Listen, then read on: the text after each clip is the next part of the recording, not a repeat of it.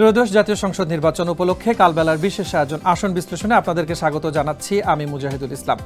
নির্বাচিত ৩০০টি আসনের বাংলাদেশ জাতীয় সংসদে ৩০০টি আসনের মধ্যে নির্বাচিত একটি আসন নিয়ে প্রতি পর্বে আমরা আলোচনা করে থাকি। আজ আমরা জানাবো বাংলাদেশ জাতীয় সংসদের ৫৪ নম্বর আসন, যেটি রাজশাহী ৩। রাজশাহীতে মোট ৬টি আসন রয়েছে, সেখান থেকে রাজশাহী ৩-এর বিস্তারিত তথ্য আপনাদেরকে জানাবো। রাজশাহী ৩ আসনটি রাজশাহী জেলার পবা উপজেলা এবং মোহনপুর উপজেলা নিয়ে গঠিত। সর্বশেষ আপডেটকৃত যে তথ্য আছে যে আসন ভিত্তিক মোট ভোটার কতজন আছেন সেটা এক নজরে আমরা দেখে নেব। রাজশাহী ৩ আসনটিতে এবারে মোট ভোটার আছেন ৪,২৩,৯৩৭, যেখানে পুরুষ ভোটার আছেন ২,১০,৯৯৭, মহিলা ভোটার আছেন ২,১২,৯৩৫, অন্যান্য ভোটার আছেন ৫ জন। প্রায় প্রতিটি আসনের বিশ্লেষণে আমরা কিন্তু যেমনটি দেখছি যে বেশিরভাগ আসনে মহিলা ভোটারের সংখ্যা বেশি এবং এই মহিলা ভোটাররা কিন্তু এবারে ভোটের ফলাফলে আসলে একটা বড় ধরনের ভূমিকা রাখতে যাচ্ছেন, যেটি আসন বিশ্লেষণগুলোতেই কিন্তু সেই চিত্র উঠে আসছে।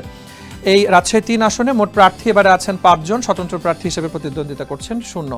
ত্রয়োদশ জাতীয় সংসদ নির্বাচনে যে ৫ জন প্রার্থী রাজশাহী ৩ আসনে নির্বাচন করছেন, আমরা তাদের প্রতীক এবং তারা কোন কোন দল থেকে নির্বাচন করছেন সেটিরও বিস্তারিত তথ্য আপনাদেরকে জানাবো, যেমনটি আমরা প্রতিটি পর্বে জানিয়ে থাকি। এক নজরে দেখে নিতে চাই, রাজশাহী ৩ আসনটিতে এবারে ধানের শীষ প্রতীকে বিএনপি থেকে নির্বাচন করছেন মোহাম্মদ শফিকুল হক মিলন। 11 দলীয় জোটের পক্ষ থেকে বাংলাদেশ জামাতে ইসলামী দাড়িপাল্লা প্রতীকে নির্বাচন করছেন মোহাম্মদ আবুল কালাম আজাদ। মোহাম্মদ ফজলুর রহমান, যিনি ইসলামী আন্দোলন বাংলাদেশ থেকে হাতপাখা প্রতীকে নির্বাচন করছেন। মোহাম্মদ সাইদ পারভেজ নির্বাচন করছেন আমজনতার দল থেকে প্রজাপতি প্রতীকে এবং আফজাল হোসেন, যিনি জাতীয় পার্টি থেকে লাঙ্গল প্রতীকে নির্বাচন করছেন।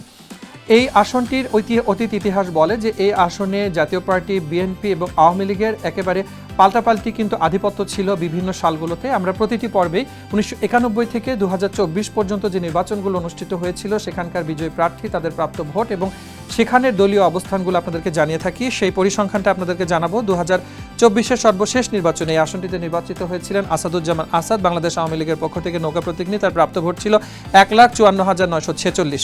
2018-তে আইনউদ্দিন আওয়ামী লীগ থেকে নৌকা প্রতীকে নির্বাচিত হয়েছিলেন, তার প্রাপ্ত ভোট ছিল 2,11,388। আইনউদ্দিন 2014-তেও নির্বাচিত হয়েছিলেন।